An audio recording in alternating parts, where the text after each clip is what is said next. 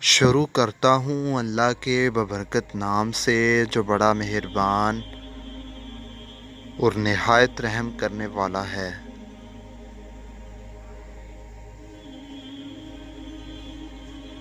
الو ایک شکاری پرندہ ہے جو دن میں سوتا ہے اور رات یا شام کے وقت شکار پر نکلتا ہے۔ ان کی کچھ اقسام دن میں بھی شکار کرتی ہیں۔ الو ایک وقت میں 3 اطراف میں دیکھ سکتا ہے جبکہ انسان صرف 2 اطراف میں دیکھ سکتا ہے۔ الو کے سننے کی حس بہت تیز ہوتی ہے۔ یہ آواز کی سمت اور آنے والی آواز کے فاصلے کا تعین بھی کر سکتے ہیں۔ الو اپنی گردن اور سر کے 270 ڈگری زاویے تک گھما سکتے ہیں۔ دوسرے الفاظ میں یہ اپنی گردن کو الٹا موڑ کر پچھلی سائڈ پر بھی دیکھ سکتے ہیں۔ الو زیادہ تر گروپ کی صورت میں رہتے ہیں۔ افریقہ میں الو کی موت بیماری اور بدبختی کی علامت سمجھا جاتا ہے۔ جاپان میں اسے خوشبختی کی علامت سمجھا جاتا ہے۔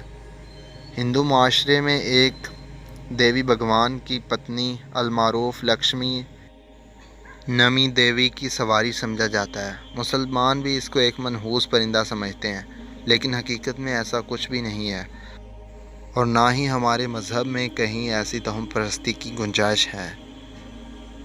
الو بھی ایک عام سا اور بہت خوبصورت پرندہ ہے۔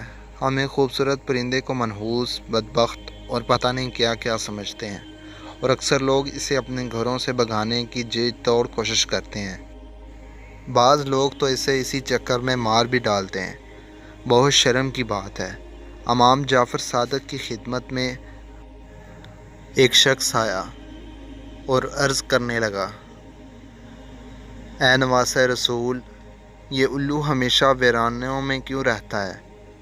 یہ کہنا تھا کہ نواسہ رسول امام جعفر صادق نے فرمایا، اے شخص، یہ پرندہ محمد صلی اللہ علیہ وآلہ وسلم اور آل محمد سے محبت کرنے والا اور ہمیشہ ویران جگہوں پر نہیں رہتا تھا۔